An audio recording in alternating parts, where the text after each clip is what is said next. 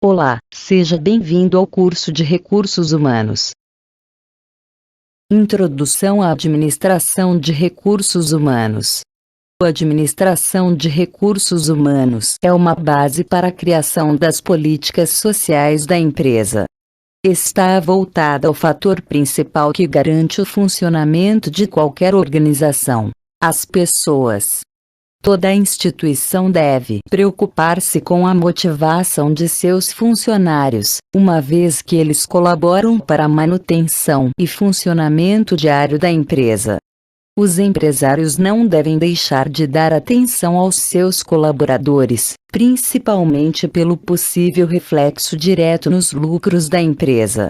Treinamentos, avaliações, bonificações, políticas de cargos e salários são recursos que podem ser utilizados para o melhoramento motivacional. A expressão gestão de pessoas visa substituir a administração de recursos humanos, que ainda é mais comum entre todas as expressões utilizadas nos tempos atuais para designar os modos de lidar com as pessoas nas organizações. Os argumentos em prol desta mudança na nomenclatura ressaltam que o termo administração de recursos humanos é muito restritivo, pois implica a percepção das pessoas que trabalham numa organização apenas como recursos, ao lado dos recursos materiais e financeiros. Algumas empresas, visando maior lucratividade, estão se preocupando em fazer investimentos com consultorias de recursos humanos. Porém, outras organizações estão implantando uma área de gestão de pessoas na sua própria unidade de trabalho. Tudo isto está ocorrendo devido ao fato de que há uma tendência muito forte que os funcionários motivados, capacitados e com um ambiente de trabalho favorável têm alta produtividade, impactando diretamente nos resultados da organização. Para trabalhar com pessoas, primeiro deve-se compreender o comportamento humano e também o conhecimento de vários sistemas e práticas de recursos humanos. A necessidade de mão de obra e também a legislação contribuíram para a inclusão das mais diversificadas forças de trabalho, quebrando muitos paradigmas. Até meados dos anos 80, as empresas já até poderiam empregar mulheres, idosos e portadores de deficiência, mas era evitado e quando ocorria geralmente não se estendia por muito tempo. Os gestores naquela época não possuíam uma visão estratégica de recursos humanos e sociais e, consequentemente, não investiam na contratação da minoria. Com o passar dos anos, e também com a contribuição trazida pelos estudos feitos pelos mais diversos pensadores da área de humanas mostrando que o investimento no emprego de mulheres, negros, idosos, analfabetos e portadores de deficiência, isto é, todos aqueles que até então eram tidos como os excluídos, a minoria pela sociedade, ajudariam na construção e manutenção de imagem da organização. A partir deste momento, os gestores passaram a rever muitos conceitos e investir nestas contratações. O cumprimento das leis criadas e a preocupação em evitar a malatuação fizeram com que muitas empresas mudassem seus sistemas internos e externos de captação de mão de obra. Hoje, as organizações fazem o possível para tornar o seu quadro de funcionários o mais diversificado possível, primeiramente para mostrarem-se socialmente responsáveis e também para impedir um acompanhamento judicial que abalaria sua imagem de empresa. Preocupada com o bem-estar da comunidade em geral. Gestão de recursos humanos, gestão de pessoas ou ainda administração de recursos humanos, conhecida pela sigla RH. É uma associação de habilidades e métodos, políticas, técnicas e práticas definidas com o objetivo de administrar os comportamentos internos e potencializar o capital humano. Tem por finalidade a administração de recursos humanos. É uma base para a criação das políticas sociais da empresa. está voltada ao fator principal que garante o funcionamento de qualquer organização: as pessoas. Toda instituição deve preocupar-se com a motivação de seus funcionários, uma vez que eles colaboram para a manutenção e funcionamento diário da empresa. Os empresários não devem deixar de dar atenção aos seus colaboradores, principalmente pelo possível reflexo direto nos lucros da empresa. Treinamentos, avaliações, bonificações, políticas de cargos e salários são recursos que podem ser utilizados para o melhoramento motivacional. A expressão gestão de pessoas visa substituir a administração de recursos humanos, que, ainda mais comum entre todas as expressões utilizadas nos tempos atuais para designar os modos de lidar com as pessoas nas organizações.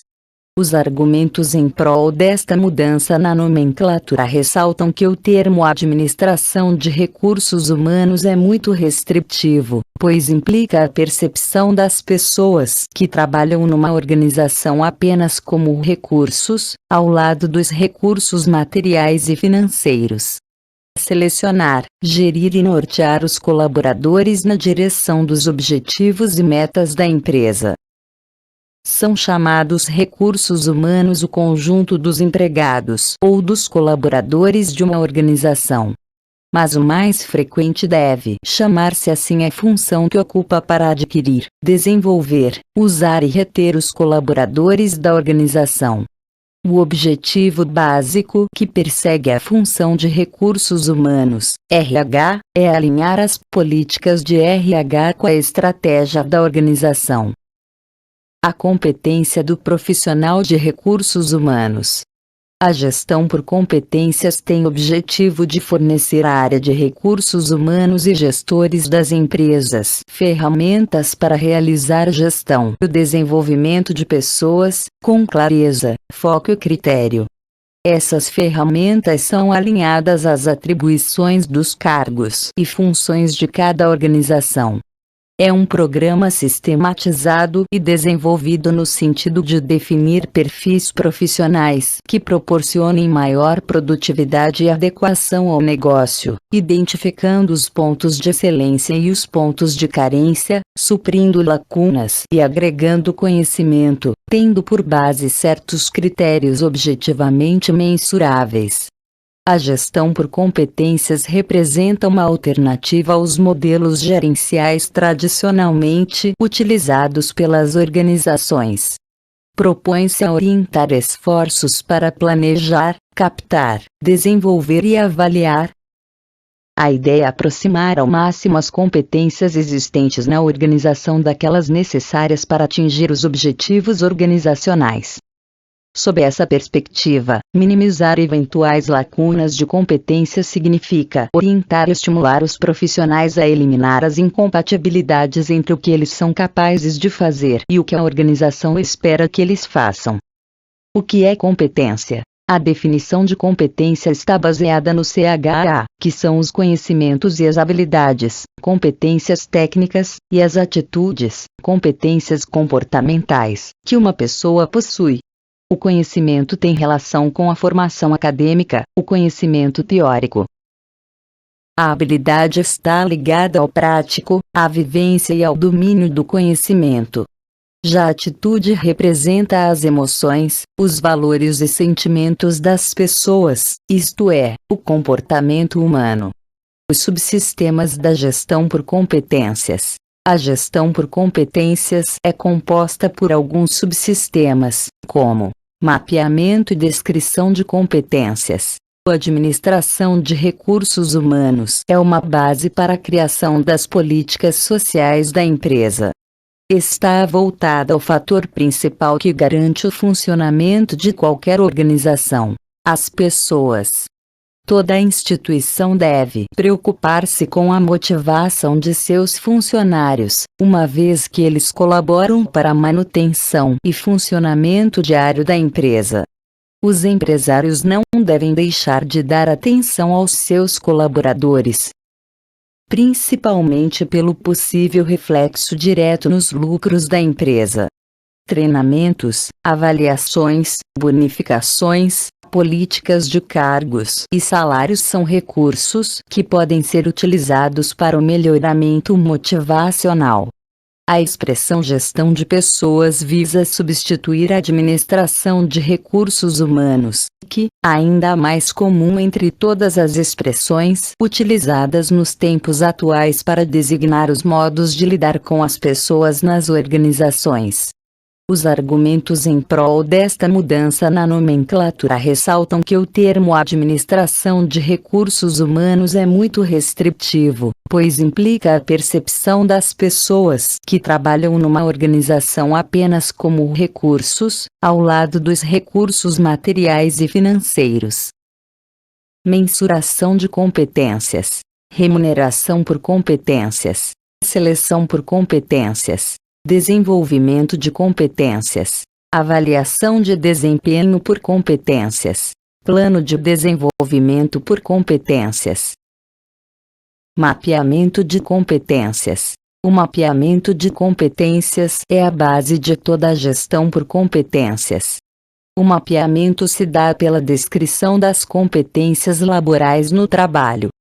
Para tanto, existem fundamentalmente duas metodologias complementares de descrição de competências no trabalho, a saber, a primeira se baseia nos recursos ou dimensões da competência, ou seja, os conhecimentos, habilidades e atitudes que se pressupõe sejam necessárias para que o profissional possa apresentar determinado desempenho no trabalho. A segunda utiliza-se de pautas ou referenciais de desempenho, de forma que o profissional demonstraria de ter uma dada competência por meio da adoção de certos comportamentos passíveis de observação no trabalho. Em geral, a adoção de um ou outro critério para a descrição de competências ocorre em razão do uso que se pretende dar à descrição. Quando utilizadas em instrumentos de avaliação do desempenho no trabalho, por exemplo, as competências são descritas sob a forma de comportamentos passíveis de observação, para que o avaliador possa mensurar o desempenho do avaliado a partir dos comportamentos que este adota no trabalho. Quando utilizadas na formulação de ações de treinamento, por sua vez, então se faz necessário descrever não apenas os comportamentos desejados, os quais constituirão os objetivos instrucionais do treinamento, mas também os conhecimentos, habilidades e atitudes correspondentes, os quais constituirão os conteúdos educacionais a serem ministrados. Avaliação por competências. Através da avaliação por competências, também chamada de avaliação de desempenho, será identificado se o perfil comportamental e técnico dos colaboradores de uma corporação está alinhado ao perfil ideal exigido pelos cargos. A avaliação por competências é uma maneira de estimar o aproveitamento do potencial individual de cada colaborador dentro das organizações. O resultado da avaliação será a identificação das competências comportamentais e técnicas que precisam ser aperfeiçoadas. Plano de desenvolvimento por competências. Baseado no resultado da avaliação por competências, será criado um plano de desenvolvimento para os colaboradores, cujo objetivo será aperfeiçoar e potencializar o perfil individual de cada colaborador. O uso de software na gestão por competências.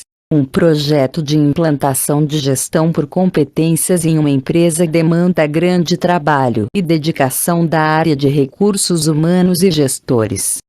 A utilização de um sistema informatizado desde o início do processo facilita grandemente o gerenciamento e as chances de sucesso do projeto.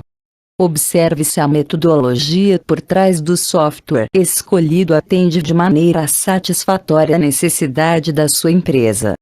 Alguns benefícios da gestão por competências. Melhora o desempenho dos colaboradores. Identifica as necessidades de treinamentos. Alinha os objetivos e metas da organização e da equipe.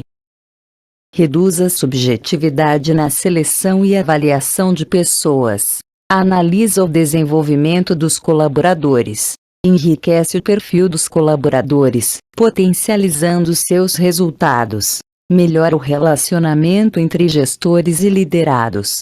Mantém a motivação e o compromisso. Extrai o máximo de produtividade de cada colaborador. Mapeamento e mensuração por competências. Através do mapeamento e mensuração por competências, são identificados os conhecimentos, habilidades e atitudes necessárias para a execução das atividades de um cargo ou função e mensurados os graus ideais para cada grupo de competências que uma pessoa que assuma o cargo ou função deve ter para atingir os objetivos da empresa. Seleção por competências. Por meio da seleção por competências, são realizadas entrevistas comportamentais, visando identificar se o candidato possui o perfil ideal para a vaga de emprego. Antes devem ser identificadas as competências necessárias para determinada atividade. Avaliação por competências. Através da avaliação por competências, é verificado se o perfil comportamental e técnico dos colaboradores de uma corporação está alinhado ao perfil ideal exigido pelos cargos e funções. Plano de desenvolvimento por competências. Por meio do plano de desenvolvimento por competências, procura-se aperfeiçoar e potencializar o perfil individual de cada empregado através de ações de desenvolvimento. Capital humano. É o conjunto de capacidade, conhecimentos, competências e atributos de personalidade que favorecem a realização de trabalho de modo a produzir valor econômico. São os atributos adquiridos por um trabalhador por meio da educação, perícia e experiência. Muitas das primeiras teorias econômicas referem-se simplesmente como força de trabalho, um dos 3 fatores de produção, e considerá-lo a ser um recurso fungível, homogêneo e facilmente intercambiável. Outras concepções deste trabalho prescindem desses pressupostos. De alguma forma, a ideia de capital humano é semelhante ao conceito de Karl Marx da força de trabalho. Ele pensava que os trabalhadores capitalistas vendiam a sua força de trabalho, a fim de receber rendimentos. Mas muito antes de Mincer ou Becker escreverem, Marx apontou para 2 fatos desagradavelmente frustrantes com as teorias que equiparam salários ou vencimentos com o interesse sobre o capital humano. O trabalhador deve realmente trabalhar, exercer sua mente e corpo, para ganhar este interesse. Marx fortemente distinguiu entre a própria capacidade de trabalho, força de trabalho, e atividade de trabalho. Um trabalhador livre não pode vender o seu capital humano de uma só vez. Está longe de ser um ativo líquido, ainda mais líquido do que ações e terra. Ele não vende as suas habilidades, mas contratos para utilizar essas habilidades, da mesma forma que o industrial vende seus produtos, e não a sua maquinaria. A exceção aqui são escravos, cujo capital humano pode ser vendido, embora o escravo não obtenha um rendimento. Um empregador deve receber um lucro das suas operações, de modo que os trabalhadores devem estar produzindo o que Marx percebia como mais-valia, ou seja, fazendo trabalho além do necessário para manter a sua força de trabalho. Embora tendo capital humano dá aos trabalhadores alguns benefícios, eles ainda são dependentes dos proprietários de riqueza não humana para sua subsistência. O termo aparece no artigo de Marx no artigo do jornal nova-iorquino, 17 e 22 de janeiro de 1859, embora o termo seja usado para descrever os seres humanos que agem como capital aos produtores, ao invés do moderno sentido de capital conhecimento dotado ou adquirido pelos seres humanos. Importância do capital humano. A importância do conceito de capital humano tem relativamente mais importância em países com mão de obra excedentária. Estes países são naturalmente dotados com mais mão de obra devido à alta taxa de natalidade nestas condições. O trabalho excedente nesses países é o recurso humano disponível com mais abundância do que o recurso de capital tangível. Este recurso humano pode ser transformado em capital humano com entradas efetivas de valores educacionais, de saúde e morais.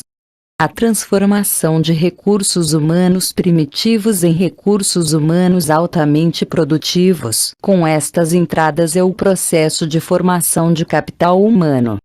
O problema da escassez de capital tangível dos países superavitários de mão de obra pode ser resolvido através da aceleração da taxa de formação de capital humano com investimentos privados e públicos em educação e saúde das suas economias nacionais. O capital tangível financeiro é um instrumento eficaz de promoção do crescimento econômico da nação. O capital humano intangível, por outro lado, é um instrumento de promoção integral do desenvolvimento da nação, porque o capital humano está diretamente relacionado com o desenvolvimento humano, e quando há desenvolvimento humano, o progresso qualitativo e quantitativo da nação é inevitável. Esta importância do capital humano é explícito na abordagem alterada das Nações Unidas para avaliação comparativa do desenvolvimento econômico das diversas nações da economia mundial. As Nações Unidas publicaram o Relatório de Desenvolvimento Humano sobre o desenvolvimento humano em diferentes países com o objetivo de avaliar a taxa de formação de capital humano nesses países.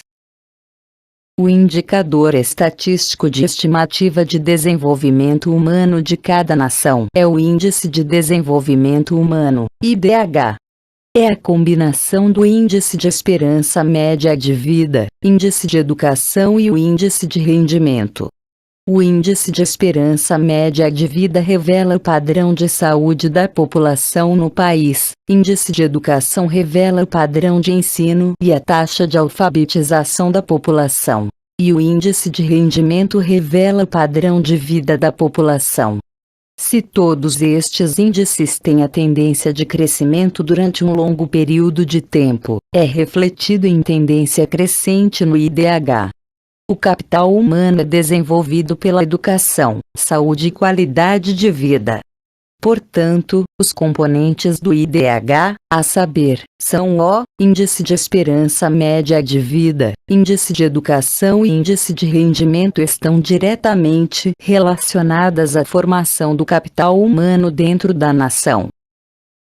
IDH é o índice de correlação positiva entre a formação de capital humano e o desenvolvimento econômico. Se o IDH aumenta, existe uma maior taxa de formação de capital humano em resposta ao aumento do nível de educação e saúde. Da mesma forma, se o IDH aumenta, o rendimento per capita da nação também aumenta.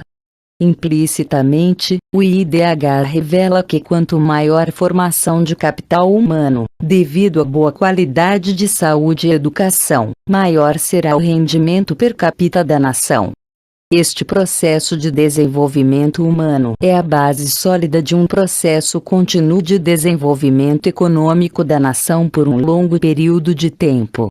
Este significado do conceito de capital humano na geração de desenvolvimento econômico a longo prazo da nação não pode ser negligenciada. Espera-se que as políticas macroeconômicas de todas as nações se centram na promoção do desenvolvimento humano. O desenvolvimento econômico posterior.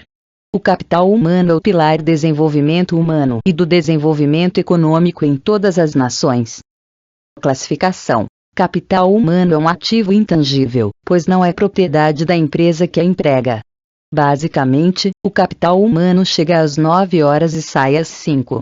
Capital humano, quando visto de uma perspectiva de tempo, consome o tempo em uma das principais atividades. Conhecimento, colaboração. Processos, ausência. Risco. Quando o capital humano é avaliado pelo custo baseado na atividade através de alocações de tempo, torna-se possível avaliar o risco do capital humano. Risco do capital humano ocorre quando a organização opera abaixo dos níveis de excelência alcançáveis. Por exemplo, se uma empresa poderia razoavelmente reduzir erros e retrabalho de 10.000 horas por ano para 2.000 horas com a tecnologia viável, a diferença é de 8.000 horas de capital de risco humano. Quando os custos salariais são aplicados a esta diferença, torna-se possível financeiramente o valor de risco do capital humano dentro de uma perspectiva organizacional.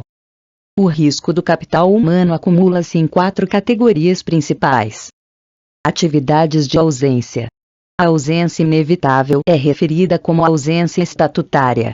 Todas as outras categorias de ausência são chamadas de ausências controláveis. Atividades colaborativas estão relacionadas com o desperdício de tempo entre vários empregados dentro de um contexto organizacional. Os exemplos incluem reuniões, telefonemas, formação de instrutores, etc. Atividades de conhecimento estão relacionados aos gastos de tempo por uma única pessoa e incluem encontrar ou recuperar informações, pesquisa, e-mail, mensagens instantâneas, blogs, análise de informação, etc. Atividades processuais são de conhecimento e colaboração, atividades que resultam do contexto organizacional, tais como erros ou retrabalho, transformação de dados manual, stress, política, etc. Capital intelectual.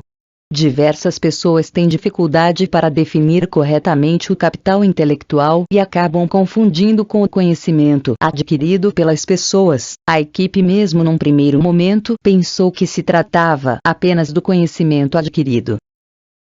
A seguir, capital intelectual é formado por capital humano, capital estrutural e capital dos clientes. Capital humano são as qualificações, habilidades, conhecimento e a criatividade das pessoas. Capital estrutural é a parte que pertence à empresa, como os bancos de dados e os manuais de procedimentos. Capital dos clientes: o valor da franquia, do relacionamento com os clientes, a lealdade deles à marca da empresa, o quanto ela conhece as necessidades de seus clientes e antecipadamente resolve seus problemas. De forma resumida, podemos dizer que capital intelectual igual valor de mercado menos valor patrimonial. Capital intelectual é o nome dado a toda a informação, transformada em conhecimento que se agrega àqueles que você já possui. Assim, por exemplo, uma pessoa que sabe dirigir um veículo pode não entender de mecânica. Mas, outro, poderá fazê-lo, se souber mecânica.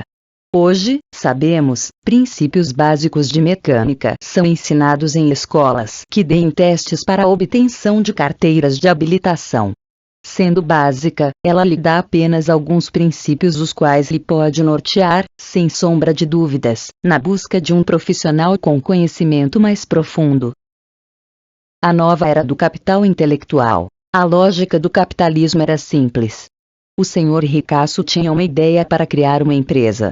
Transformava seu dinheiro em ativos fixos, uma fábrica, equipamentos, escritórios. Contratava um executivo para administrar os ativos. O executivo, por sua vez, contratava operários para as máquinas. O senhor ricaço os pagava. O senhor ricaço ficava com todos os lucros, assegurava a manutenção dos equipamentos e comprava máquinas novas. Ele podia, se quisesse, oferecer ao público a oportunidade de dividir com ele a propriedade da companhia e, às vezes, também oferecia essa opção aos executivos. Quase nunca estendia essa possibilidade aos trabalhadores, mas nos anos de bons negócios os presenteava com um ganso para o almoço de Natal. Em meados do século passado, Karl Marx observou que o trabalhador industrial, diferentemente do artesão e do pequeno produtor rural, já não detinha a posse de seus instrumentos de trabalho, nem do produto de seu trabalho. Marx se equivocou sobre muitas coisas, mas não sobre essa, a qual deu o nome de alienação da mão de obra. Henry Ford era dono de tudo que era necessário para a manufatura de carros e também dos próprios carros, até vendê-los. O capitalismo intelectual é diferente. Em empresas que exigem investimentos intensivos em conhecimento, não fica claro quem é dono da empresa, de suas ferramentas e de seus produtos. O descendente moderno do senhor ricaço começa com uma contribuição inicial feita por algum capitalista de investimentos do Vale do Silício. Aluga espaço para escritórios em algum centro empresarial nos subúrbios e não é dono de fábrica nenhuma. Seus produtos são manufaturados por uma empresa em Taiwan.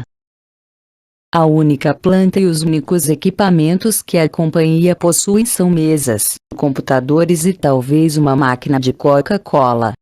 O senhor ricaço comprou os ativos de sua empresa, mas não está claro quem faz os investimentos dos quais depende o capitalismo intelectual, os investimentos em pessoas. O executivo estudou administração de empresas, pagando ele mesmo seu curso. O trabalhador paga o curso de eletrônica que faz à noite, mas sabe que, quando concluir, a empresa vai reembolsá-lo em metade do custo. Cada executivo e cada funcionário recebem opções de ações.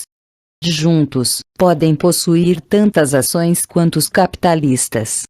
Longe de estar alienado das ferramentas e do fruto de seu trabalho, o trabalhador do conhecimento os carrega dentro de sua cabeça. Essa mudança põe de pernas para o ar a natureza e a administração das empresas. Considere o caso da agência de publicidade Cordiante, antes conhecida como Saatchi. Em dezembro de 1994, os investidores institucionais, descontentes com o que viam como a arrogância e irresponsabilidade do seu presidente, Maurice Saatchi, forçaram o conselho de administração a demiti-lo. Vários outros executivos também deixaram a empresa em sinal de protesto contra a demissão de Saatchi, e a empresa perdeu algumas contas grandes, primeiro a da Mars, fabricante de chocolates, depois a da British Airways. No que dizia respeito ao patrimônio da agência, a demissão de Saatchi não teve repercussão nenhuma. Apesar disso, as ações da empresa caíram imediatamente. Moral da história: os acionistas pensavam que eram donos da Saatchi, mas, na verdade, eram donos de menos da metade da empresa. A maior parte do valor da empresa era o seu capital humano, contido na figura de Saatchi. Não faltam evidências que comprovem o valor do capital humano. Se é assim, por que as empresas o administram de maneira tão aleatória? O capital humano é o lugar onde se iniciam todas as escadas, a fonte de inovações. O dinheiro fala, mas não pensa. As máquinas trabalham, muitas vezes muito melhor do que qualquer ser humano poderia trabalhar, mas não criam. No entanto, pensar e criar são os ativos fixos dos quais dependem o trabalho de conhecimento e as empresas de conhecimento. Vale a pena sublinhar esse ponto. O trabalho rotineiro e mal qualificado, mesmo que seja feito manualmente, não gera nem emprega capital humano para a organização. Ou pode ser automatizado ou, quando não pode, o funcionário, que contribui pouco e aprende pouco em matéria de habilidades e conhecimentos, pode ser substituído facilmente. É uma mão contratada, não uma cabeça contratada. Não estou dizendo que faltem talento ou qualificação a esses trabalhadores. Eles podem ter uma inteligência monumental, mas ela pertence exclusivamente a eles, não faz parte do capital da companhia. Ideias nota 10. Precisamos enxergar a situação da perspectiva das organizações, não dos indivíduos. Para as empresas, a questão que se coloca é como adquirir a maior quantidade possível de capital humano que possam utilizar de maneira lucrativa. O capital humano cresce de duas formas: quando a organização faz um uso melhor do conhecimento que as pessoas têm e quando mais pessoas sabem mais daquilo que é útil para a organização. O primeiro modo, trazer à tona o capital humano já existente na organização, exige que se reduza ao mínimo as tarefas que não envolvam raciocínio, a burocracia desnecessária e as pequenas disputas internas improdutivas. Na era da informática, ninguém pode fazer uso ineficiente do capital humano. Diante da concorrência acirrada, Jack Welch, presidente da GE, diz: as únicas ideias que contam são as ideias nota 10. Não existe segundo lugar. Isso significa que precisamos conseguir envolvimento de todo mundo na organização. Se você fizer isso da maneira certa, as melhores ideias virão à tona. Para usar mais do que as pessoas sabem, as empresas precisam criar oportunidades para que os conhecimentos privados venham a público e os conhecimentos ocultos se tornem explícitos. O programa Workout, adotado pela GE, uma série de reuniões por cidades, nas quais os funcionários propõem mudanças nos processos de trabalho e os chefes precisam aprovar ou rejeitar as sugestões na hora, constitui uma maneira comprovada de lançar o processo de chegar até as ideias de mais pessoas. Em segundo lugar, para conseguir que mais pessoas adquiram mais conhecimentos úteis, os líderes precisam focalizar e reunir talento onde este é necessário. O vínculo com a estratégia é essencial. A Kodak, por exemplo, está se esforçando para construir o capital humano de que precisa, diante da fotografia digital que ameaça erodir o ramo da revelação química de fotos. No início dos anos 90, forças-tarefas em todas as partes da Kodak se ocuparam em procurar encontrar meios para usar imagens digitais em sua linha de produtos. O esforço não deu em nada, apesar do fato de que, em uma década, a companhia havia investido $5 bilhões em pesquisa e desenvolvimento. O problema da Kodak era de escala e foco. Os grupos pequenos viviam presos nas divisões que os criaram. As fronteiras existentes entre grupos dificultavam a cooperação e a partilha do conhecimento. Em determinado momento, havia 23 grupos diferentes trabalhando no desenvolvimento de scanners digitais. A Kodak tinha algumas equipes de franco-atiradores, mas precisava de um batalhão coeso. Corpos, mentes e almas. Quando George Fisher tornou-se presidente da empresa, em 1993, reconheceu o problema e desmontou as forças-tarefas dos diferentes departamentos, colocando a maioria delas na nova divisão de imagens digitais. Suas vendas de produtos como o filme inteligente, que armazena a velocidade do obturador e outros dados para permitir um melhor fotoprocessamento, e a estação Copy Print, agora montada em muitas lojas de fotografia, que utiliza tecnologia digital para fazer ampliações imediatas de fotos normais, totalizaram $500 milhões em 1994 e $1 bilhão em 1996. As primeiras experiências da Kodak com imagens digitais encerram uma lição. É muito fácil dissipar o capital humano. É preciso concentrá-lo, reuni-lo. A inteligência, como qualquer outro patrimônio, precisa ser cultivada no contexto da ação. A simples contratação aleatória de doutores não resolve o problema. Não há muitas empresas que, como a Kodak, enfrentam a probabilidade de que seu ramo de trabalho possa passar a se basear numa ciência inteiramente diferente. Para a maioria, o desafio é encontrar e fortalecer talentos que realmente funcionem como patrimônio e aproveitá-los, transformando-os, de certo modo, em propriedade da empresa. A cessão da propriedade de capital humano a uma empresa é obrigatoriamente voluntária. A maneira mais rápida, porém não simples, de fazê-lo é criar um sentimento de propriedade conjunta entre funcionário e empresa. Diz o teórico de administração Charles Zambe: acredito que as empresas devem ser comunidades com membros filiados. Para podermos manter pessoas dentro da empresa, não podemos mais falar em funcionários. É preciso que exista alguma espécie de continuidade e de sentimento de que se pertence a algo maior. Um paradoxo fundamental ocupa o cerne da organização na era da informática. Ao mesmo tempo que os empregadores enfraqueceram os laços de lealdade e segurança no emprego, aumentou sua dependência do capital humano. Os trabalhadores do conhecimento, por sua vez, devido ao fato de trabalharem não apenas com seus corpos, mas também com suas mentes, até mesmo com suas almas, são muito mais leais a seu trabalho, mas não a seu empregador, do que operários de fábricas, que gostam muito mais do lazer que o aguarda em casa do que de seu trabalho propriamente dito. Um fator que agrava o problema é que os trabalhadores do conhecimento mais valiosos são também aqueles para quem é mais fácil abandonar seus empregadores, levando consigo seu talento e seu trabalho. Criar vínculos. As organizações podem ajudar a criar laços de propriedade de maneira implícita ou explícita.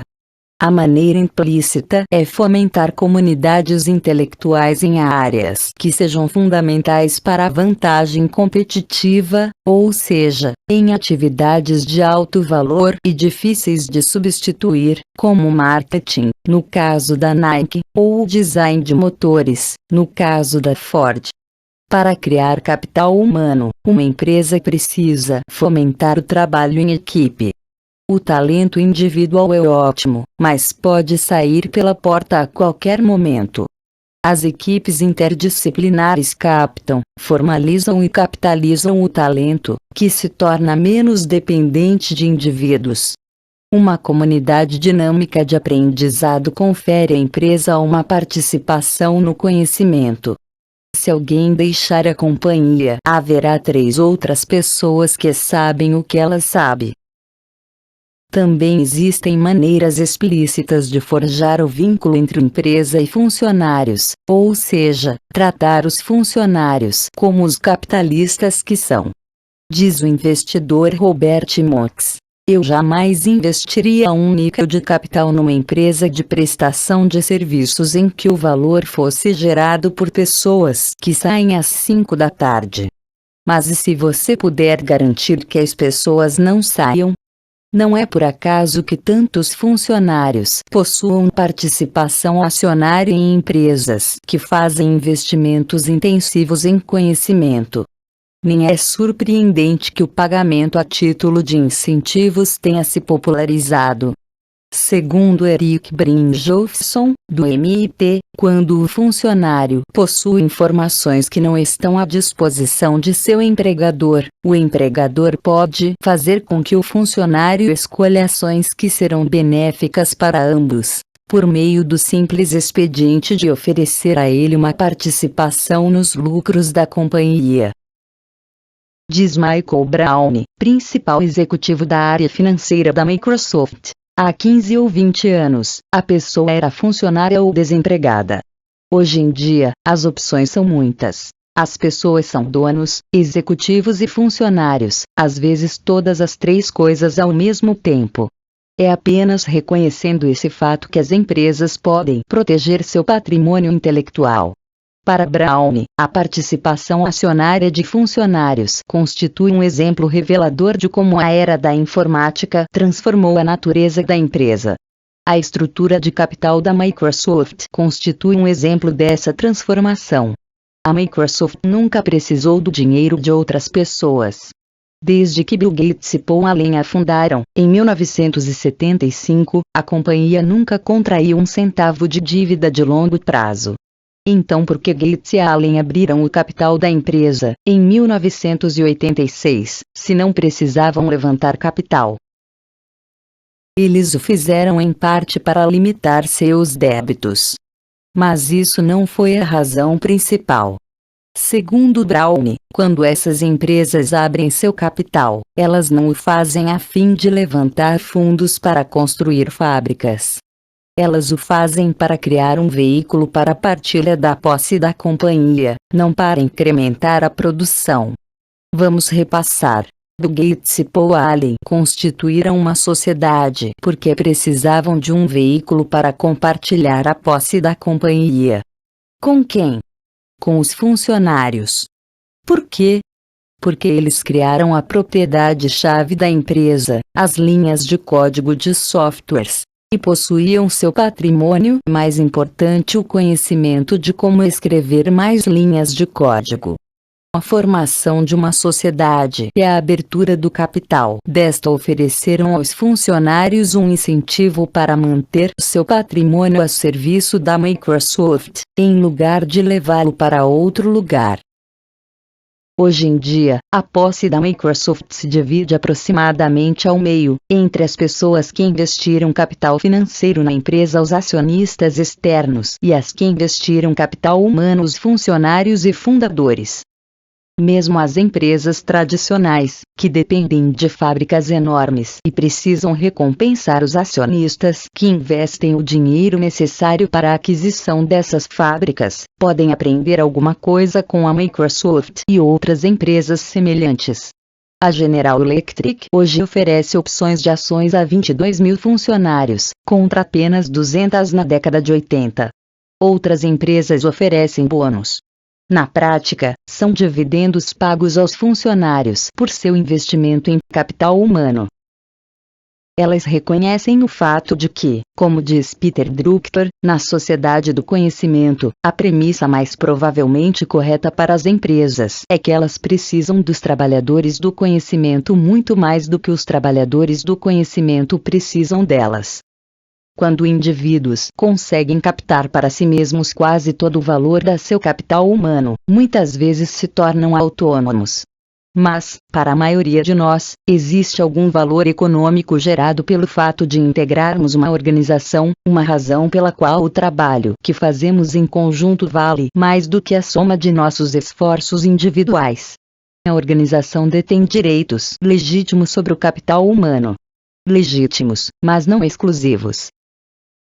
Trabalho em equipe. Este é um tema recorrente. Sempre esteve na mídia, nas discussões profissionais e, com alguma frequência, é uma pedra no caminho do desenvolvimento profissional. Aliás, a habilidade para trabalhar em equipe tem sido uma competência constante em todas as organizações, tanto que é pergunta obrigatória dos selecionadores nos processos de seleção. Hoje em dia já é uma prática assimilada pela grande maioria dos profissionais, mas o início foi complicado. Há mais ou menos uma década, algumas dúvidas da eficácia do trabalho em equipe preocupou os gestores de pessoas nas organizações. Surgiam questões como: trabalhar em equipe reduz o ritmo das soluções. O grupo inibe as melhores propostas. Em equipe alguns carregam o piano e os outros observam, é mais fácil fazer sozinho que explicar, entre outras considerações. Mas, foi notório, faltava prática e melhor análise. Costumo enfatizar que só se aprende fazendo, reforçando a necessidade de se praticar os conceitos adquiridos para se dominar a teoria. É a experimentação permitindo conhecer os detalhes e as dificuldades do processo. Requer disposição e um pouco de coragem para tentar-se algo que não se domina completamente. Com o trabalho em equipe é exatamente assim. Frequentemente a resposta vem com a prática, principalmente porque trabalhar em equipe não é apenas uma técnica administrativa. É também um princípio de gestão. Dessa forma o processo começou a amadurecer, junto com as pessoas. Trabalhar em equipe é um exercício de comunicação, paciência é permissão. Permissão para que as pessoas encontrem seus espaços para propor e testar novas ideias. Todos nós temos diversos exemplos de soluções que foram dadas por pessoas que não nos pareciam capazes de tal proeza. Todos nós temos diversos exemplos de soluções que foram dadas por pessoas que não nos pareciam capazes de tal proeza. Paciência para que as pessoas se sintam confiantes de que a tentativa é possível e vale a pena, mesmo com o risco do erro. Afinal, você erra 100% dos chutes que não dá. Comunicação, fator-chave de sucesso em qualquer organização. O trabalho em equipe requer nivelamento de informações para que todos caminhem na mesma direção. Vamos fazer uma comparação. Você já cantou em coral? Um grupo coral tem que ter harmonia. É básico. Lógico que há os cantores solos, que no seu momento, por razões da sua habilidade, destacam-se da equipe de cantores, mas em seguida o solo retornam a harmonia necessária ao conjunto para o melhor resultado e sob o comando de um maestro. Os cantores solos não podem destacar-se quando solicitado a harmonia de vozes. Destoaria o conjunto e prejudicaria o resultado geral. Todos têm sua contribuição. Você já ouviu a contribuição importante dos cantores que fazem a segunda voz? Pois é. Este é um ponto importante no trabalho em equipe. Lógico que em uma equipe as pessoas não são iguais. Até porque uma das contribuições fundamentais das equipes é a riqueza das diferenças. Temos que ter opiniões diferentes, baseadas nas diferentes experiências, formações e pontos de vista. É a contribuição da diversidade, pedra de toque do melhor resultado. Uma equipe também existe para contestar posições estabelecidas. Nelson Rodrigues já dizia: a unanimidade é burra. E hoje, uma exigência tem contribuído significativamente para fortalecer a necessidade do trabalho em equipe.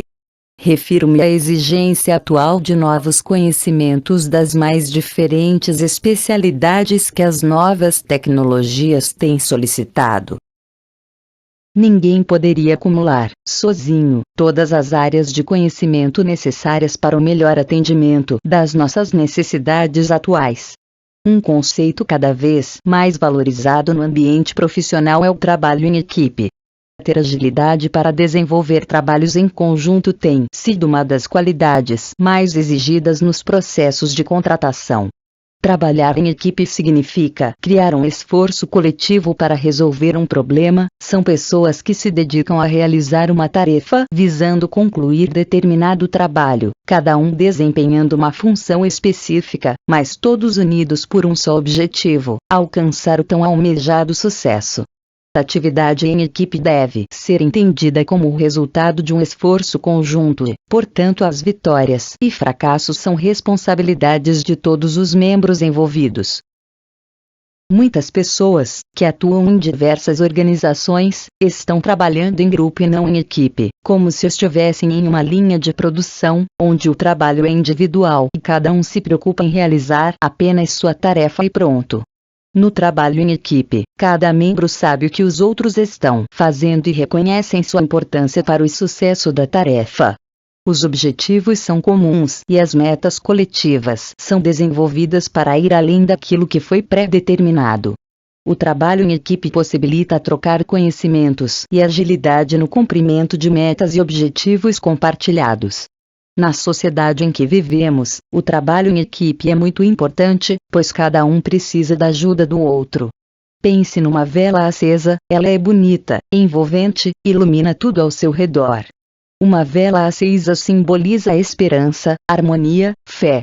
Por si só é bonita, porque ela mesma tem a sua luz. Mas a vela, por outro lado, é muito frágil, e qualquer vento ou sopro pode apagá-la. Transferindo isso para o trabalho em equipe, podemos concluir que, por mais que tenhamos luz própria, que brilhemos e tenhamos talento, é preciso lembrar que sozinhos nós somos muito frágeis, e é exatamente por isso que qualquer problema do dia a dia pode ofuscar o nosso brilho.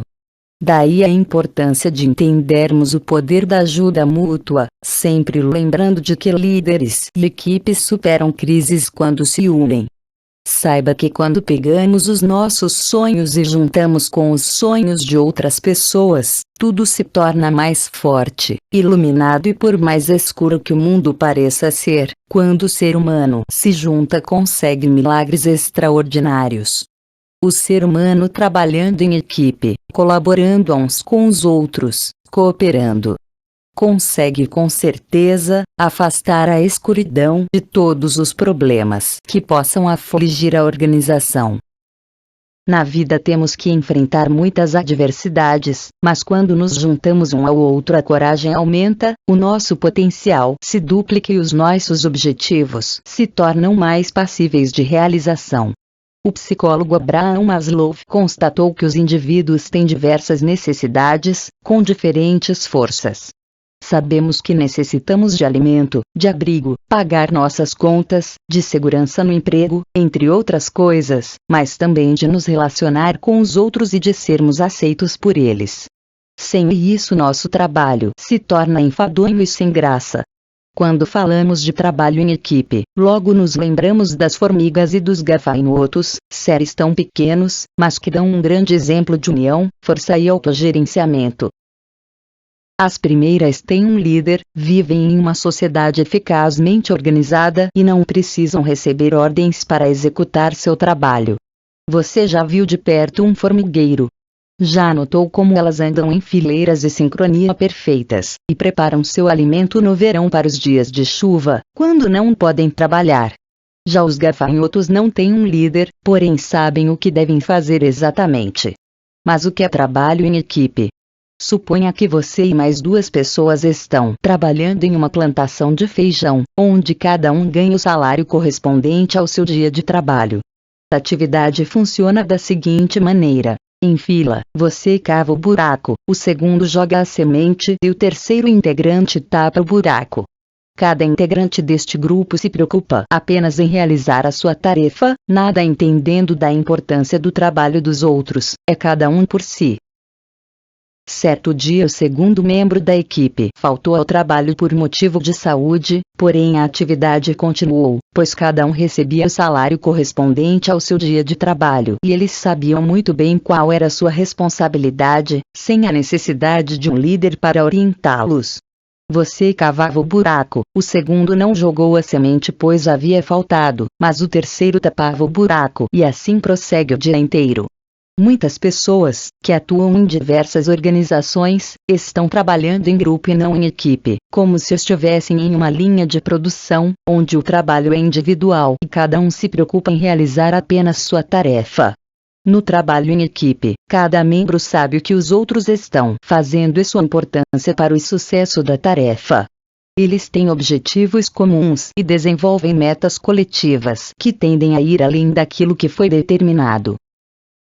Se no exemplo anterior você e os demais integrantes do grupo trabalhassem como equipe, conhecendo a importância do trabalho de cada membro, tendo uma visão e objetivos comuns, certamente vocês diriam: nosso colega faltou, vamos ter que substituí-lo ou mudar o modo como estamos plantando, senão nosso trabalho será improdutivo. Caro aluno, chegamos ao fim desta aula. Obrigado e até a próxima.